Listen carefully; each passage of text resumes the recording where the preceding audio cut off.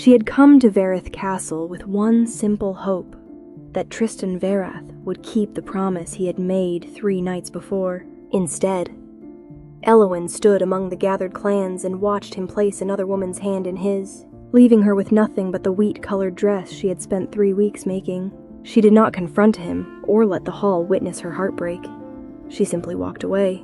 But before she could reach the castle gates, 3 unfamiliar men appeared in the corridor, and the tallest among them looked at her with an attention she could not understand. He was Orion Ashvail, the Lycan King, and unlike everyone else that night, he seemed less interested in what Elwyn had lost than in something she had never known she possessed. The dress was the color of ripened wheat. Elwyn had spent 3 weeks finishing it. 3 weeks of needle and thread by the flickering light of a candle, slender fingers working the fabric late into the night in the small room she shared with Marta, her younger sister. It was not a noble woman's dress. It had no gold embroidery, no imported lace from the southern provinces, no pearls sewn into the bodice.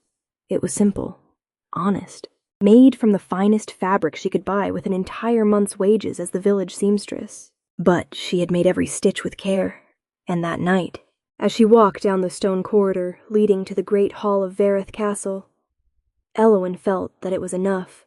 The castle belonged to Clan Verith, one of the middle-ranked packs of the kingdom, not the most powerful, but respected enough to receive invitations from every other clan during the Banquet of Alliance, the annual gathering where packs came together to reaffirm loyalties, seal agreements, and inevitably announce bonds between wolves. It was the one night when daughters of blacksmiths could pass through the same gates as daughters of lords, provided someone on the inside had invited them. Tristan Verith had invited her. Tristan, the minor lord's son, with his chestnut hair and easy smile, had spent 2 months courting Elwyn with visits to the village, flowers picked from the river bank, and soft words whispered at her ear in the marketplace. 3 nights ago, he had promised that at this banquet he would present her to his pack. He had said, she still heard the words with terrible clarity, "I will choose you in front of everyone. Elwyn, you will see." She had believed him. The great hall was immense. Torches along the walls cast amber light over banners from at least 12 different clans, their crests stitched into heavy hanging cloth. The banquet tables were long as river barges laden with roasted meats, dark bread, clay pitchers of red wine, and rough ceramic cups. The smell was thick and warm. Meat, burning resin, leather, and something deeper beneath all of it. The collective scent of dozens of wolves in human form gathered in one closed space. For someone born with an Omega's sharpened senses, as Elwyn had been, it was nearly overwhelming. She held herself steady. Marta had helped her braid her blonde hair before she left. A simple plait tied with a strip of leather cord. No ornaments. Elwyn had carried a gray wool cloak over her shoulders, modest and plain, which she removed as soon as she entered the hall and handed to a waiting servant. The wheat-colored dress appeared without adornment, honest as she herself was. She found Tristan near the central table. He was laughing with 2 other young men from the pack, a cup in his hand, and when he saw her approach, something passed through his eyes, too fast to be named. Perhaps surprise, perhaps discomfort. He did not step forward to receive her. Tristan. She approached with composure, her hands joined in front of her dress. "Good evening, Elwyn." The smile he offered was smaller than the one she remembered. "I'm glad you came." There was a woman beside him. Elwyn had not noticed her immediately. Tall, dark-haired, wearing deep green with detailed embroidery at the cuffs. The daughter of some allied lord, by the way she carried herself. The 2 of them stood close in a manner that was not accidental. "May I introduce you to someone?" Tristan said, and there was something in his voice that sounded like a preemptive apology.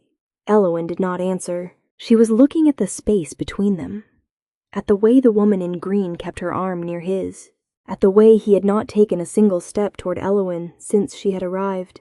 She understood before he even spoke. The ceremony of bond declarations came an hour later when Lord Verith rose at the head of the main table, and struck his goblet against the wood 3 times. It was the signal. The packs fell silent. The entire hall turned toward the central table. Elowyn was sitting on a bench near the wall beside an old serving woman who had taken pity on her and offered a seat. She kept her back straight and her hands flat on her knees. "Tonight," Lord Verith announced it in the low, carrying voice all alphas used when they wished the whole room to listen. "My son Tristan declares his bond before the assembled clans." A murmur of approval moved through the hall. Tristan rose. He walked to the woman in green. He placed her hand over his. The entire hall saw. Elowyn saw. The old serving woman beside her made a small sound, something between a breath and a word, and reached out to touch Elowyn's arm. Elowyn did not move. She did not look away from the table. She watched the whole thing with the stillness of someone who had learned a long time ago that falling apart in public was a luxury she could not afford. The applause that followed was warm and unhurried. People raised their cups. Someone near the back let out a celebratory howl, low and pleased, and others joined briefly before the sound faded back into conversation. Elowyn stood. She did it carefully. She smoothed the front of the wheat-colored dress with both hands. The dress she had spent 3 weeks making. The dress that now felt like evidence of something she wished she could take back. She picked up her wool cloak from the bench beside her. She did not look at Tristan. She did not search for his eyes across the room. She simply turned toward the nearest side corridor, the one that led back toward the entrance hall, and began to walk. She walked slowly. She would not run. She had that much at least. The corridor was dimly lit by a single torch set in an iron bracket near the ceiling. The noise from the great hall softened behind her with each step.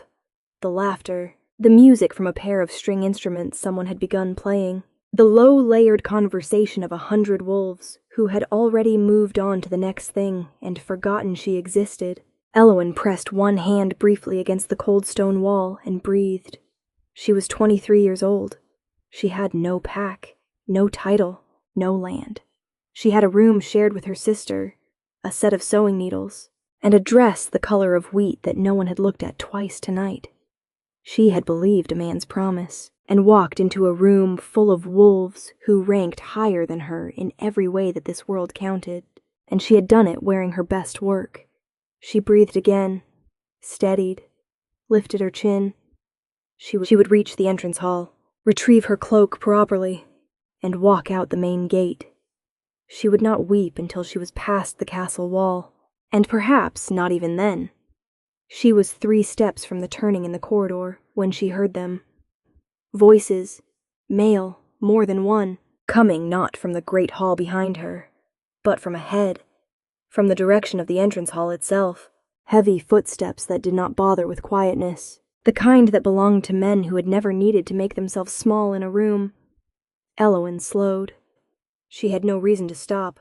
The corridor was wide enough for several people to pass. She would simply move to one side and let them through and continue on her way. There was no reason to stop. And yet something in the quality of that silence, the silence that preceded them, the way the air itself in the corridor seemed to change, made her feet hesitate. They came around this corner into the torchlight. 3 of them. The first was broad and fair-haired, with a jaw like carved limestone, and a grin that arrived before the rest of him did. Easy and slightly dangerous. He wore a dark doublet with silver clasps and a short traveling cloak thrown back from one shoulder, as though he had just arrived, and had not yet bothered to announce himself to anyone. The second was leaner, darker, with sharp eyes that moved over everything in the corridor, with the quick amusement of someone who found the world continuously entertaining. He had 2 throwing knives at his belt, visible and unashamed, and he was already saying something under his breath to the third man that made the corner of his mouth pull upward. The third man said nothing. He was the tallest of the 3, black hair pulled back in long braids, a few loose strands falling forward, eyes the pale, startling blue of winter sky through ice. He wore dark leather armor cross-strapped at the chest with wide brown belts, bracers on both forearms, a fur-lined cloak across his shoulders that was not decorative. It was a traveling cloak worn and real, There was a scar along his jaw, faint, but visible in the torchlight. He moved with the unhurried authority of someone who had never once, in his life, wondered whether the space he occupied was his to take. He was looking at her, not past her, not through her, directly at her. Elowyn held still. The fair-haired one glanced between her and the third man, and something shifted in his expression. The grin became something more considered. "Well," he said to no one in particular, that is an interesting beginning to an evening." The man with the knives said nothing, but his sharp eyes moved between Elowyn and the tall man with an attention that felt like arithmetic. The tall man had not yet spoken. He simply looked at her in the torchlight, standing at the entrance to the corridor, while the sounds of the banquet drifted distantly behind her, and Elowyn felt with a certainty she could not explain and did not trust, that he was not seeing the dress or the simple braid or the reddened eyes she had been carefully controlling for the past 10 minutes. He was seeing something else entirely. She did not know what it was. She did not know who he was. She knew only that the three of them were blocking the corridor and that something had changed in the few seconds since they had rounded the corner and that the knight was no longer moving in the direction she had planned. "Forgive me," she said, her voice steady. "I was leaving." The tall man's head tilted just slightly. He still did not speak, but he did not move aside either. The tall man's name came to her 3 seconds later. It came the way dangerous things often do, not announced, but remembered. A fragment surfaced from somewhere in the back of her mind, from the stories Marta used to beg passing merchants to tell, from the whispered conversations she had overheard at the marketplace between women who spoke his name, the way people speak of storms and wolves and things that cannot be reasoned with. Orion Ashvail, the Lycan King, not a pack lord, not an allied alpha attending a minor clan's banquet. The Lycan King himself, ruler of the Iron Crown, sovereign of every pack in the kingdom, the wolf above all wolves, was standing in a dim corridor of Verith Castle, looking at her with pale blue eyes, as though she were the most interesting thing he had encountered in a considerable length of time. Elowyn's hands, clasped in front of her dress, tightened almost imperceptibly. She knew what he looked like. Every person in the kingdom knew what he looked like. Descriptions passed from village to village the way all important things traveled by word of mouth, adjusted slightly, with each telling, but always containing the same essential elements: the braids, the height, the scar, the eyes. She had simply not expected to meet him in a corridor while fleeing a banquet. "You said you were leaving," the fair-haired man said pleasantly. He had crossed his arms in no hurry whatsoever. "But you haven't moved. Neither have you," Elowyn replied. The man with the knives made a quiet sound that might have been amusement. Emmerich finally spoke. His voice was low and even, with the particular quality of a sound that did not need to be raised in order to reach every corner of the space it entered. "What is your name?" It was a simple question. It should have been easy to answer. Elowyn had been answering that question her entire life. At the marketplace, at the lord's house where she delivered finished garments, at every door in the village she had ever knocked on, with a bundle of mended cloth under her arm. She answered it now. Elowyn, of the village of Ashen Ford. No clan name, no title, no pack to stand behind. Just a name and a place offered plainly without apology. Emmerich looked at her for a moment, in which Elowyn became acutely aware of several things at once. The torch behind her was casting light across the wheat-colored dress. She had not entirely succeeded at keeping her eyes dry in the last 10 minutes, and the Lycan King was close enough that she could detect the edge of his scent. Pine resin, cold iron, something darker underneath. Something that her omega senses registered with an involuntary attention she immediately resented. "Elowyn of Ashen Ford," he repeated, not mocking, simply careful as though he were placing the words somewhere he intended to keep them. "Your Majesty," she said, because whatever else was happening, she was not going to forget her manners in a corridor. "I apologize for blocking your path. If you will permit me." "You are not blocking our path." He said it without particular inflection. "We came around the corner. You were already here. Then I apologize for being here. That also requires no apology. The fair-haired man. She would learn his name later. For now, he was simply the grinning one. Glanced at Emmerich with an expression of quiet fascination, as though watching something unfold that he had not expected to see tonight and was finding considerably entertaining. Elowen straightened slightly. She was not a tall woman. Her head would have come to Emmerich's shoulder, perhaps slightly above, but she had spent her whole life standing straight in rooms where she had no particular right to be, and the posture came to her naturally. Now, I was at the banquet, she said, because the silence had stretched to the point where filling it seemed better than letting it continue. I was leaving early, that is all, if you are heading to the Great Hall. It is at the end of this corridor and to the left. I know where the Great Hall is, Emmerich said. Of course. A breath. Then I will not delay you further. She moved to step past them. There was space to the right of the fair-haired man. Not generous space, but enough. She moved toward it with her chin up and her hands steady, and the very particular dignity of someone who has decided that this night will not break her, regardless of what it has already taken. She was almost past him when the fair-haired man spoke. She smells like the banquet, he said conversationally to no one in particular, but she doesn't smell like she had a good time at it. Elowen stopped. She turned her head very slightly toward him. He met her gaze with perfect cheerfulness, completely untroubled by the look she was giving him.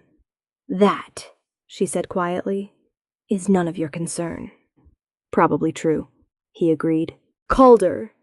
By the way, since we are sharing names, we were not sharing names. You asked for mine and I gave it. That is different.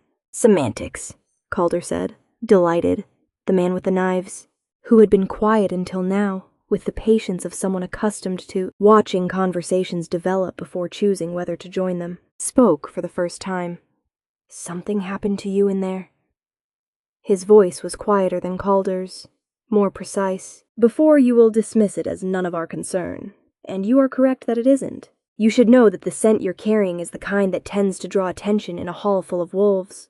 Whatever you are feeling is considerably more visible than you think. Elowen looked at him. He had the decency to say it without cruelty, as simple information, which was perhaps the only reason she did not immediately walk away. I am aware, she said, which is why I am leaving. A reasonable response, he said, and stepped back to give her clear passage. She had moved 2 steps forward when she heard Emmerich's voice again behind her. He chose the Lord's daughter, Verith's ally, the one in green. Elowen stopped walking. She did not turn around immediately. She stood in the corridor with her hand near the stone wall and the torchlight moving over the wheat-colored dress and the distant sounds of the banquet carrying faintly from behind them all. Then she turned. Emmerich was watching her. He had not moved. He stood exactly as he had before, unhurried, contained with that particular stillness that was not passivity, but something more like the opposite of it, the stillness of something that did not move because it had no need to. Yes, she said. He invited you. Emmerich said it was not a question. Yes, and promised you something. The accuracy of it was not pleasant. She held his gaze anyway. He did. Emmerich was quiet for a moment. Then he said, how long ago did he make that promise? 3 nights ago.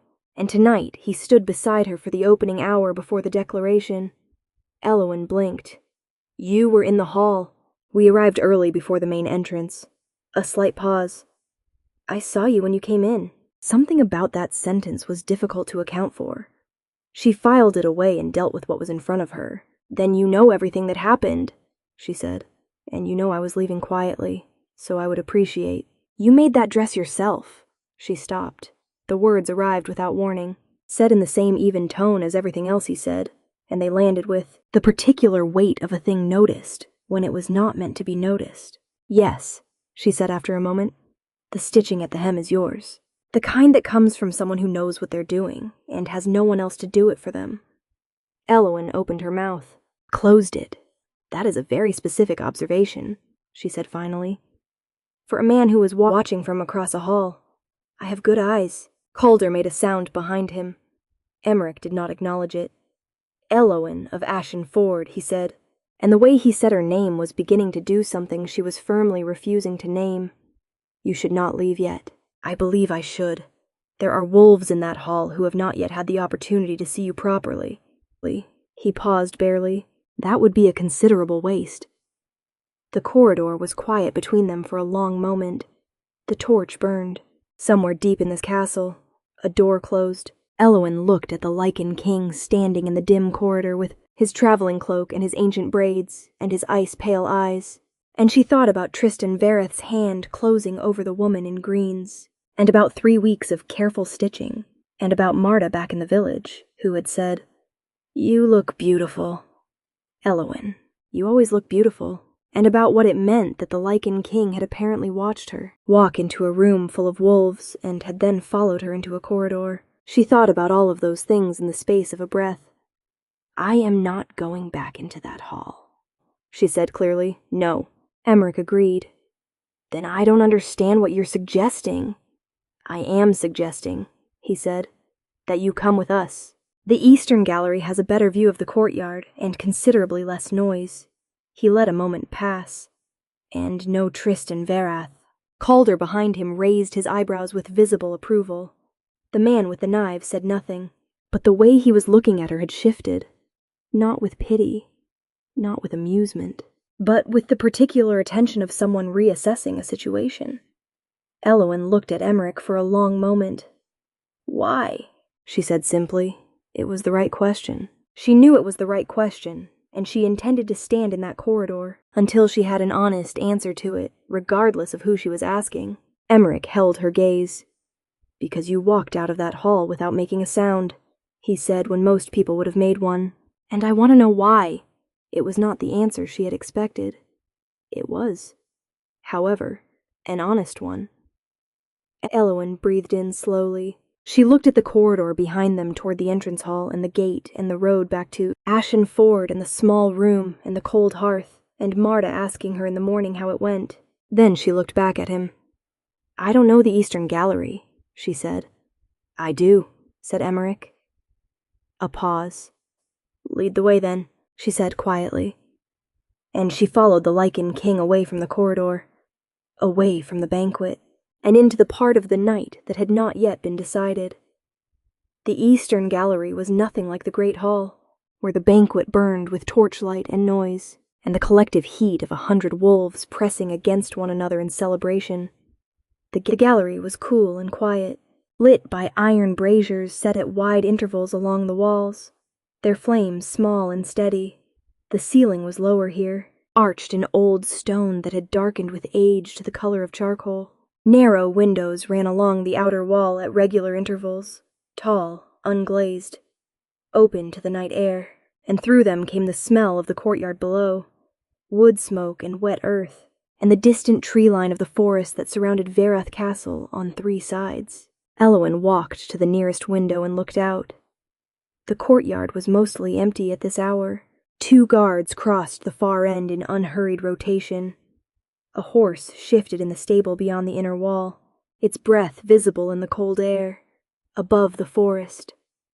The sky was the deep blue-black of a night, well past its middle hours, and the stars were thick and indifferent and very beautiful.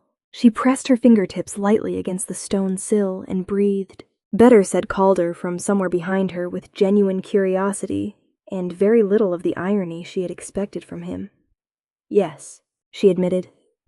She heard him settle onto a stone bench against the wall, entirely comfortable, as though he spent a significant portion of his life making himself at home in other people's castles.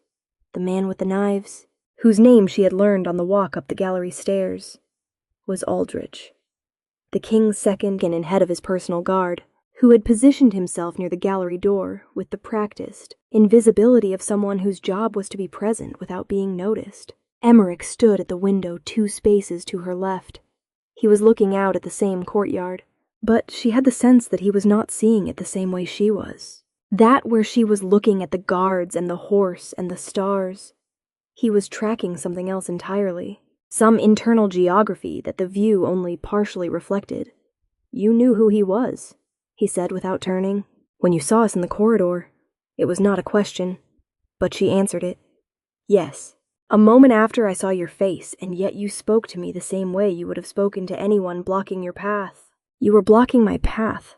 A brief silence then from Calder on the bench. I like her. You like everyone, Aldrich said from the door. That is categorically untrue, and you know it.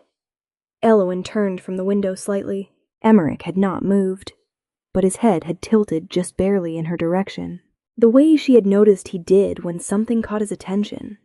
Not a full turn, not a dramatic gesture, just that fractional adjustment that cost him almost nothing, and meant considerably more than it appeared to. How long have you been coming to Verith's banquet? He asked. Tonight was the first time, she said. I was not invited before Verith invited you. Tristan Verath. His son. I know who he is. A pause. He courted you for 2 months. Elowyn looked at the side of his face. You said you saw me come in tonight. You did not say you knew anything about the 2 months before tonight. I didn't until you told me. He turned from the window, then fully and looked at her. 2 months. A promise 3 nights before the banquet. A dress you made yourself. That is not a small investment. No, she agreed. It was not, and he made the decision to choose the other woman before tonight. The way he stood with her during the first hour was not the posture of someone who had just decided. He had known for some time. Elowyn held very still. Yes, I believe so. He allowed you to come anyway. He invited me. She chose her words carefully. Whether that was kindness or cowardice, I have not yet determined. Emmerich was quiet for a moment. When he spoke again, his voice had not changed in tone. It was still even, still low, but something underneath it had shifted, the way water shifts in depth when the riverbed drops. Cowardice, he said.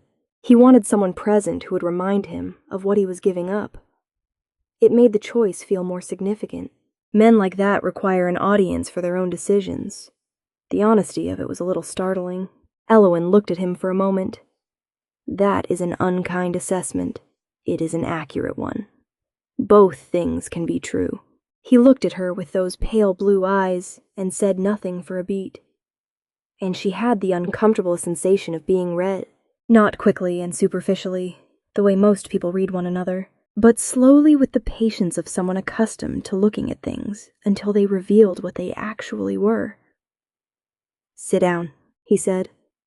Then you have been standing since you left the hall. I am fine standing. I know you are.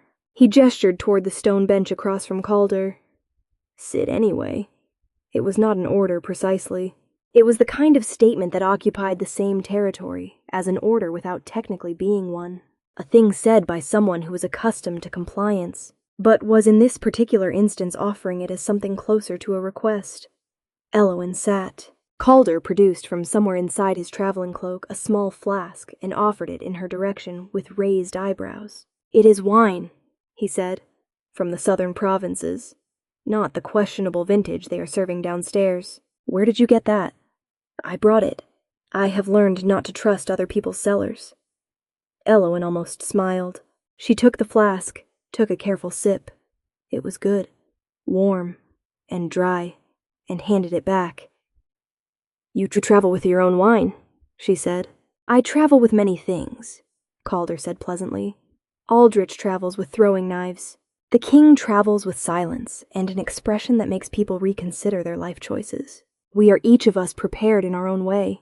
Emmerich did not react to this. Elowyn suspected this was because he had heard some version of it many times before and had long since stopped finding it worth addressing.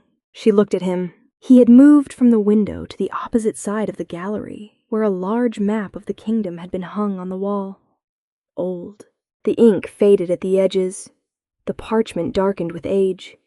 He was studying it with his arms crossed, and she noticed that he did not stand the way Tristan Verith stood, or the way Lord Verith stood, or the way any of the other wolves she had seen tonight at the banquet stood. He did not perform his authority. He simply occupied it the way a stone occupies a hillside without effort, and without the need for anyone to acknowledge it. Why are you really here? Elowyn asked. At Verith's banquet? A Lycan King does not attend minor clan gatherings without reason. No, Emmerich agreed, still looking at the map. And the reason is not something you are going to tell me. Not tonight. Fair enough. She looked down at her hands in her lap. The wheat-colored dress looked different in the gallery light, less like a statement and more like what it actually was. A piece of work she had done carefully, because she did not know how else to do things. Can I ask you something else? Yes, in the corridor. When you said you had seen me come in, she kept her voice level. What did you mean that it would be a considerable waste if the wolves in the hall did not see me properly? The gallery was quiet for a moment. Calder was looking at his flask with the focused attention of a man pretending he was not listening to every word. Aldrich near the door might as well have been part of the wall. Emmerich turned from the map. He walked toward her slowly, not quickly, not with any urgency, and stopped a few feet away, standing and looking down at her with that particular quality of attention that she was beginning to understand was simply how he looked at things he considered worth looking at. When you walked into that hall, he said, every alpha in the room registered your scent. Elowen frowned. I am an omega. My scent is not your scent is not what an omega's scent should be. He said it plainly without drama. I noticed it from across the hall. Calder noticed it. Aldrich noticed it. From across the hall, she repeated. Yes, that is not possible. Omega scent doesn't carry that far. He held her gaze. Correct, which is why what you carry is not a common omega scent. A pause. It is something older, rarer. Another pause. I have encountered it once before in my life. In a manuscript that described a lineage the kingdom believed extinct for 3 generations. The gallery was very quiet, outside the unglazed windows. The night moved over the courtyard in its slow, indifferent way. The braziers burned, somewhere below. The distant sound of the banquet continued, muffled and irrelevant. Elowen looked at the Lycan King. What lineage? She said. That, he said quietly, is what I intend to find out. He held her gaze steadily. But not here. Not tonight in Verith's Castle, where the walls hear everything, and half the men at that. Banquet table have already noticed that the Lycan King left the hall and has not returned. Elowen absorbed this. They will come looking for you, she said. They already are. Aldrich, he said without turning. How long? 10 minutes, Aldrich said from the door. Possibly less. Lord Verith sent a servant to check the eastern corridor 4 minutes ago. Then we have less time than I would like. Emmerich said he was still looking at Elowen. I am going to ask you something, and I need you to answer it honestly. I have not been anything but honest with you since the corridor, she said. I know that is why I am asking a breath. Did anyone in your family ever speak to you of old blood? A grandmother? A great aunt? Someone who kept records? A name passed down that no one explained? Elowen was very still. The question arrived in the gallery like a stone dropped into still water, the ripples immediate and spreading before she could stop them, because the answer was yes. Her grandmother on her mother's side had kept a small wooden box under her bed.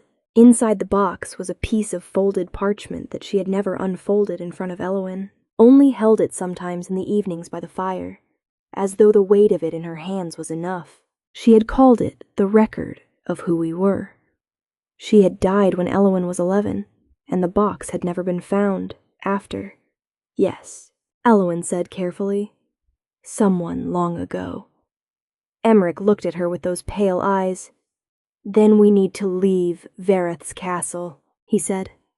Tonight. From downstairs. Barely audible. Came the sound of footsteps in the stone corridor below. More than one pair, moving with the deliberate purpose of men who had been sent to find someone important. Elowen stood up from the bench. She smoothed the front of the wheat-colored dress with both hands, the way she had done in the great hall, the way she always did when she was deciding something. Where would we go? She asked. My camp is 2 miles east of the castle wall, Emmerich said. Beyond the tree line. 40 of my men. 4 horses to spare. And answers I cannot give you inside these walls. She looked at him for one long moment. I came tonight with nothing but a dress and a promise someone else broke, she said. I have very little left to lose. I know, he said. And then more quietly, That is not a permanent condition." Elowyn held his gaze. Something in those words settled in her chest in a way she did not entirely understand, and did not try to explain. "Then lead the way," she said again, in the corner of his mouth. Just barely. Just for a moment. Moved. The forest east of Verith Castle was old. Elowyn could feel it the moment she stepped past the tree line. Something in the quality of the darkness changed, became denser and more deliberate, as though the trees themselves had been standing long enough to develop opinions about who moved between them. The path was barely a path at all, more the suggestion of one, a slight parting of the undergrowth that Emmerich followed without hesitation and without a torch, relying on the wolf's natural sight that Elowyn, despite her Omega blood, also possessed in some diminished form. She could see well enough. She kept pace, behind her. Calder walked with his cloak pulled close, occasionally lifting a low branch out of his own way, with the expression of a man who preferred open roads, but had learned not to complain about them. Aldrich moved last, silent as he had been all evening, his presence more felt than heard. "You're not afraid of the dark," Calder observed from behind her. "No. Most people slow down in forests this thick at night. I grew up near Ashen Wood," she said. "The trees there are older than these." A pause. "I used to collect herbs along the edge at dusk when I was young. My grandmother taught me which ones to pick without a light." "The grandmother with the box," Emmerich said. Ahead of her, he had heard. Of course, he had heard. His hearing. She was beginning to understand. Was not merely exceptional. It was the kind that caught things not meant for it, as a matter of course. The way a deep river catches everything the current carries. "Yes," she said. "What was her name?" "Sarah." Elowyn said it carefully, the way she always said it, preserving the shape of it. "Sarah of the Western River clans. She never used a clan name after she moved to Ashen Ford. My mother said she left the clans before I was born and never spoke of why." Emmerich said nothing immediately. He walked, and Elowyn walked behind him, and the forest moved around them in its slow, dark way. "Sarah," he said after a moment. "Western River." Another pause longer. "That name appears in the manuscript I mentioned in the lineage record of the Vale bloodline." Elowyn's feet kept moving. She made herself keep walking. "I don't know that name," she said. "Few people do." His voice carried back to her evenly through the trees. The Vale line was a branch of the original Lycan bloodline before the packs divided into clans and territories. They were not rulers. They were something older than rulers. Keepers of the first bond, the records called them. Wolves who carried the oldest scent, the one that predated pack hierarchy, predated Alpha and Omega designations as we understand them now. He paused. When the packs divided 3 generations ago, the Vale line was thought to have ended. No surviving members were recorded, but the manuscript suggested otherwise, Elowyn said. The manuscript suggested one branch may have continued in secret. A woman who left the Western River clans before the Great Division and moved inland away from pack territory. He glanced back at her briefly through the trees to a village possibly where her bloodline would be invisible. Unregistered. Unknown. Elowyn walked in silence for a moment. "You knew," she said then when you saw me come into the hall tonight. "You already suspected." "I suspected something when I caught the edge of your scent from across the room," he said. "It was not until you spoke in the corridor, until I heard the cadence of your voice and saw the way you held yourself in a room where every advantage was against you that I became certain enough to act." "Certain of what exactly?" He stopped walking. Elowyn nearly walked into him. She caught herself 2 steps back, and he turned, and in the darkness of the forest, with only the distant suggestion of the camp's firelight coming through the trees ahead, she looked up at his face. "Certain that you were not what Tristan Verith thought you were," he said. "Not what any of them thought you were, standing in that hall tonight in a dress you made yourself, waiting for a boy who was never going to choose you, because he did not have the eyes to see what he was looking at." The words landed in the quiet of the forest and stayed there. Elowyn held his gaze. She would not look away. She had spent all evening not looking away from things, and she was not about to start now. And what was he looking at? she said quietly. A woman who carries the oldest blood in the kingdom in her veins, Emmerich said, and has been living in a village mending other people's clothes because no one ever told her what she was. The firelight ahead was closer now. Elowyn could hear the camp, low voices, the shift of horses, the particular muffled sound of men who had learned to be quiet by profession. She breathed. I am still a seamstress from Ashen Ford, she said. Whatever my grandmother's blood was, whatever that manuscript says, I am still exactly who I was this morning. Yes, Emmerich said. You are. And then, that is not a lesser thing. It is the foundation of a greater one. He turned and continued walking. Elowyn followed. The camp was well ordered in the way that spoke of long practice. Fire at the center. Tents arranged in the careful perimeter. Horses settled at the eastern edge with a guard who moved among them quietly. The men who looked up as Emmerich entered the tree line did not scramble or salute with noise. They acknowledged him with a nod, some with a fist briefly pressed to the chest, and returned to what they were doing. 40 men, as he had said, each one carrying themselves with the contained readiness of wolves who answered to no packlord below the king himself.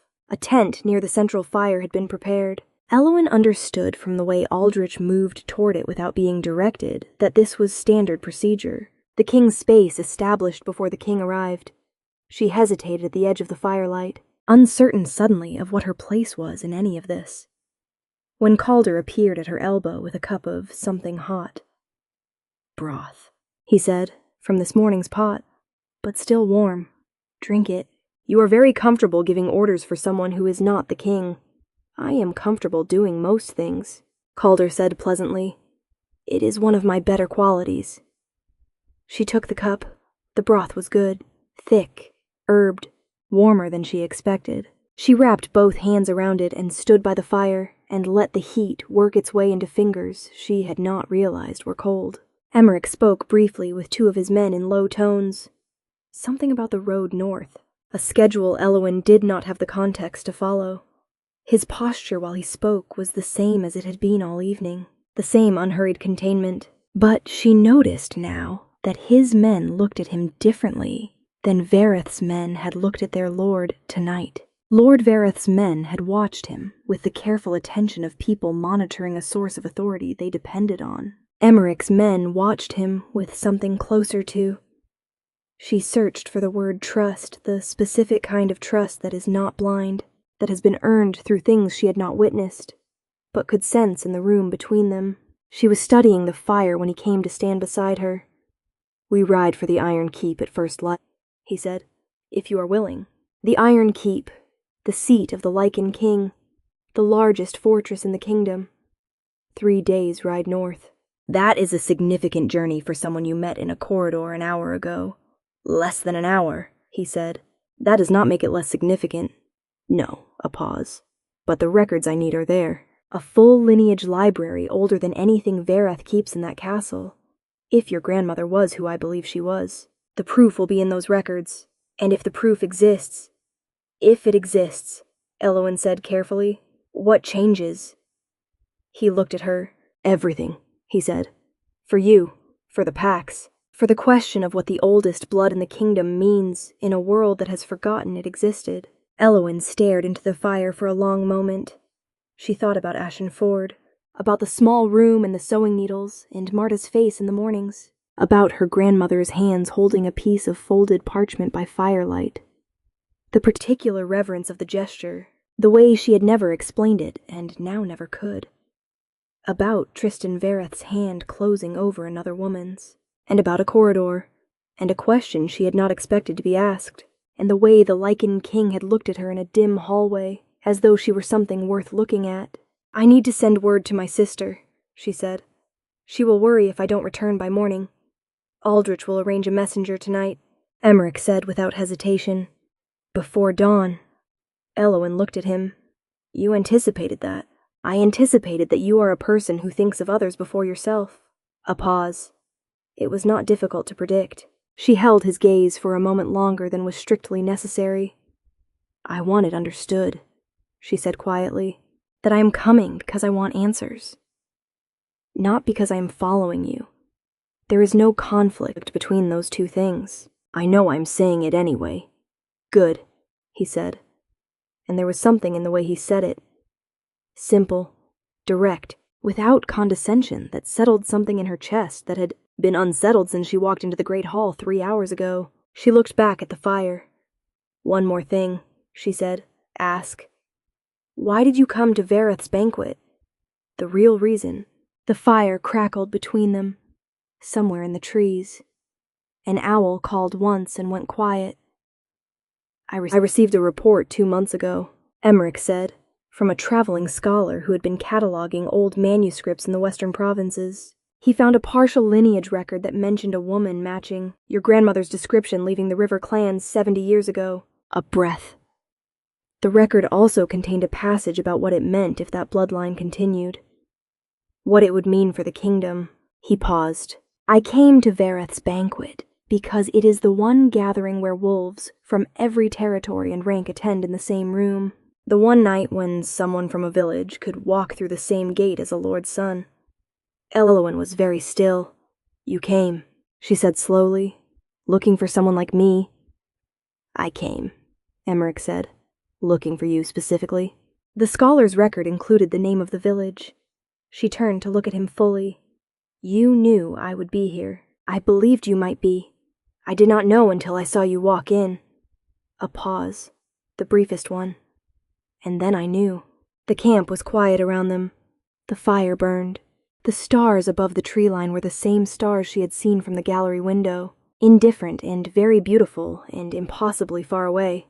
You could have introduced yourself, she said, in the hall before all of it. Yes, he said. I could have.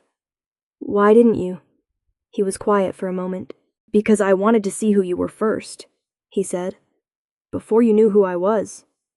Elowen held that for a moment, turned it over. And who am I? She said, based on what you saw. He looked at her across the firelight, and what was in his expression was not the careful, diplomatic blankness she had seen him wear in the corridor, or the focused attention with which he studied maps and men. It was something quieter than both, something that had not been there an hour ago and was there now. Someone, he said, who deserved better than what that hall gave her tonight. Elowen looked at him for a long, still moment. Then she looked back at the fire. Get some rest, she said quietly. If we ride at first light, you'll need it. She heard rather than saw the faint shift of something in him. Not quite a laugh. Something adjacent to one. So will you, he said, and he walked to his tent, and Elowen sat by the fire with her broth going cold in her hands. And the night moved on around her, slow and dark, and full of things that had not yet been decided. They rode north at first light. Elowen had slept 3 hours on a bedroll inside a spare tent that Aldrich had arranged without ceremony or comment, and when she woke, the camp was already half dismantled around her, the men moving with the quiet efficiency of wolves who had broken camp in the dark many times before. Someone had left a cloth bundle near the tent entrance, dried bread, a piece of hard cheese, a small strip of salted meat. She ate standing up, watching the horses being readied, and did not waste time feeling displaced. She had decided somewhere in the thin hours before sleep that she would not spend the ride north in uncertainty. She had questions, and she would ask them when the moment allowed, and she would judge what she found at the Iron Keep with her own eyes, and she would not let the size of any of it, the king, the castle, the bloodline, the manuscript, make her smaller than she had been yesterday. She had been small enough for long enough. That part was done. The Iron Keep appeared on the afternoon of the 3rd day, rising from a flat-topped hill above a river bend, its dark stone walls catching the last of the autumn light, and holding it like something precious. It was larger than she had imagined, and older-looking than she had expected. Not the polished grandeur of the castles and the stories Marta loved, but something heavier and more permanent. A place that had stood through several kinds of weather and several kinds of war and intended to stand through several more. Elowen looked at it from horseback without speaking. Calder brought his horse alongside hers. First time, he said. Obviously. It looks severe from the outside, he said. It's warmer inside. Marginally. That is not particularly reassuring. No, he agreed cheerfully. But it's honest.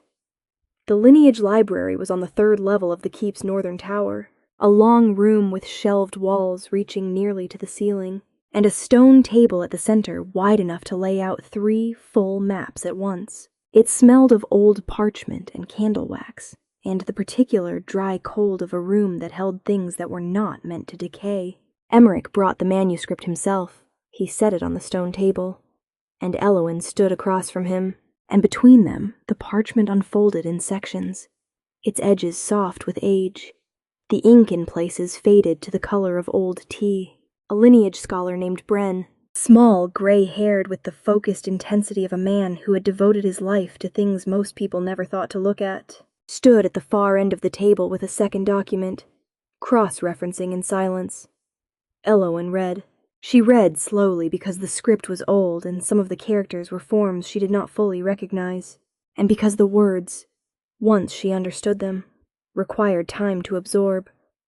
The Vale bloodline was documented across 11 generations, wolves who had carried what the manuscript called the first scent, a designation the scholar explained quietly as the oldest form of pack recognition, pre-hierarchical, the kind of scent that bypassed rank entirely and spoke directly to something underneath it, something the body knew before the mind could argue. The line had thinned over generations, the records noted, as the world organized itself into territories and titles, and vales intermarried into ordinary clans, and the blood diluted and the scent faded, but not entirely. The last entry in the main record was a woman named Sarah, noted as having left the Western River clans in the 73rd year of the Third Pack era. The record stated only that she had gone inland away from clan territory, and that her departure had been her own choice, made in full knowledge of what she carried and what it meant. Below that entry, in a different hand, smaller and more careful, was a single line added later. Elowen leaned in to read it. Let what was hidden remain so, until the world is ready to receive it again. She stood back from the table. The room was quiet. Bren was watching her carefully. Calder, who had followed them up and was leaning against the wall near the door with his arms crossed, was for once not saying anything. Emmerich was watching her. She knew, Elowen said. My grandmother knew what she was, and she hid it on purpose. Yes, Emmerich said. The Western clans during that era were in conflict. There were wolves who believed the Vale blood should be controlled, used to consolidate power by whoever held the keeper of that line. A pause. Your grandmother left to protect it and to protect anyone who would come after. Elowen looked down at the parchment at the name written there in old ink. Sarah. The wooden box under the bed. The folded parchment held in firelight. The record of who we were. She had known. She had always known there was something in that box, and she had spent her whole life not asking, because some part of her understood that the answer was not small. What does it mean? She said quietly. For me. Now. Emmerich moved around the edge of the table until he was standing beside her, looking at the same parchment. The Vale blood does not confer a title, he said. It is not a crown. He paused. What it confers is recognition. Every wolf in the kingdom, regardless of rank, regardless of clan, if they were close enough to you, if the scent reached them, they would know. Not what you are called, not what territory you stand in. Something older than that. He looked at her. It is why every alpha in the Verith Hall registered you when you walked in. It is why Tristan Verith's instinct was to court you, even if he did not understand why. A quieter pause. It is why I came looking. Elowen held that for a moment. I am still a seamstress, she said. Yes, I still have a sister in a village who is wondering where I am. The messenger reached Ashen Ford yesterday morning, Emmerich said. Your sister knows you are safe. He paused. I also sent a separate letter under my seal, informing her that her sister would be returning within the fortnight with an escort. Elowen looked at him. You were very certain I would stay. No, he said. I was certain that whether you stayed or not, she deserved to know you were not alone. The room was quiet around them. The candles on the table burned without flickering in the still, cold air. Elowyn looked at the manuscript, at her grandmother's name in old ink, at 11 generations of something that had waited, patient as stone, to be found by the right set of eyes. She thought about the great hall of Verith Castle, and Tristan's hand over another woman's, and the long corridor, and the way this man had stood in the torchlight and looked at her as though she were worth looking at and said that would be a considerable waste. She thought about 3 weeks of careful stitching and a dress the color of wheat and everything she had carried into that hall and everything she had almost left it carrying. "I want to be clear about something," she said. "Then be clear. Whatever this blood means, whatever the veil line means, it is mine. Not the kingdom's, not the pack's, not yours." She met his eyes. "I will not be managed or positioned or used as a symbol for someone else's purpose. If I remain here, if I choose to understand what this is and what it means, that is my choice made by me for my own reasons." Emmerich held her gaze. "Yes," he said simply and without reservation. "That is the only way I would want it." She studied him for a moment, looking for the diplomatic performance, for the careful management she had seen from every lord and pack authority she had ever encountered. She did not find it. What she found instead was the same thing she had found in the corridor at Verith Castle. A man who said what he meant without decoration, who had looked at her in a hallway when she was fleeing a humiliation, and had seen something worth pursuing, and had pursued it not with flattery or pressure, but with honesty in an open road. "Then I will stay," she said, "for now, until I understand what I'm working with." "That is enough," he said. Tristan Verith sent the letter to the Iron Keep 4 days later. It was addressed formally requesting a meeting with the Omega woman, Elowyn of Ashen Ford, regarding a private matter. The letter was politely written and carefully worded, and arrived with a small wax seal that meant nothing to anyone in the Iron Keep. Emmerich read it, set it down on the table in his study, said nothing. Aldrich, who had been present, looked at him. "Your response," he said. "No response," Emmerich said. He had his evening. "It is over." And that was the end of it. Elowyn stayed. The weeks that followed were not simple. Understanding the Vale record took time, and the lineage scholar Bren was meticulous and slow, and refused to speculate, which Elowyn respected.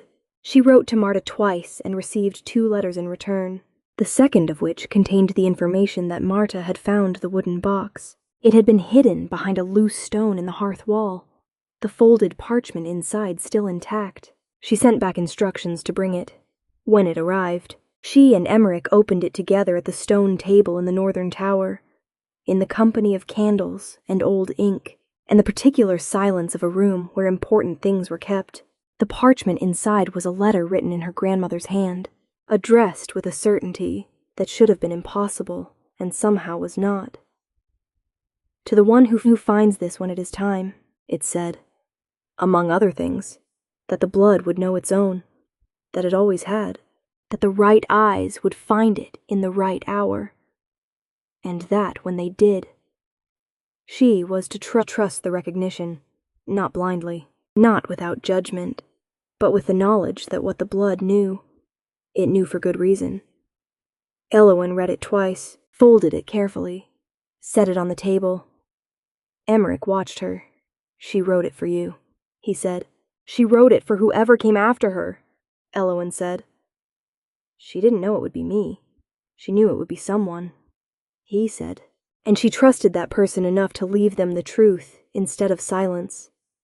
Elowyn looked at the letter on the table, at her grandmother's careful, even hand, at a woman who had hidden something precious and trusted the future with it.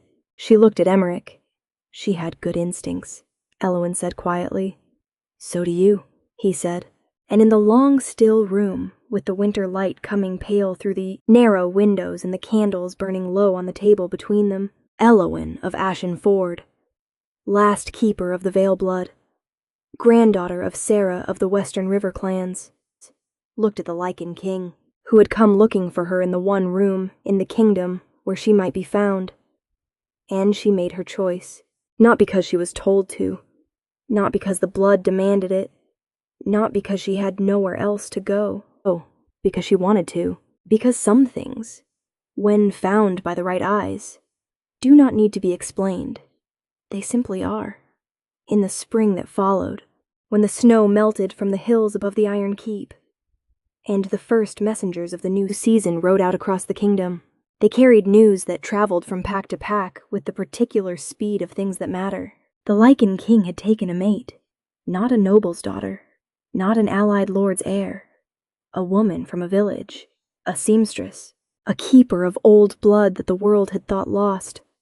She had walked into a minor clan's banquet in a dress she had made herself, and she had walked out with something none of the wolves in that hall had seen coming. Not a title, not a rescue, a choice. Tristan Verith heard the news at his own table over his morning meal delivered by a merchant passing through on the way north. He set down his cup, said nothing for a long moment. Then he went back to his meal. There was nothing else to do. Marta came to the Iron Keep in the spring, riding in a cart with the wooden box on her lap and a look on her face that Elowin recognized immediately as the expression of someone trying very hard not to cry in public. Elowin met her at the gate, and the two of them stood in the courtyard for a long moment with their arms around each other, saying nothing, which was enough. Calder, watching from the battlements above with Aldrich, said something quiet that made the other man almost smile.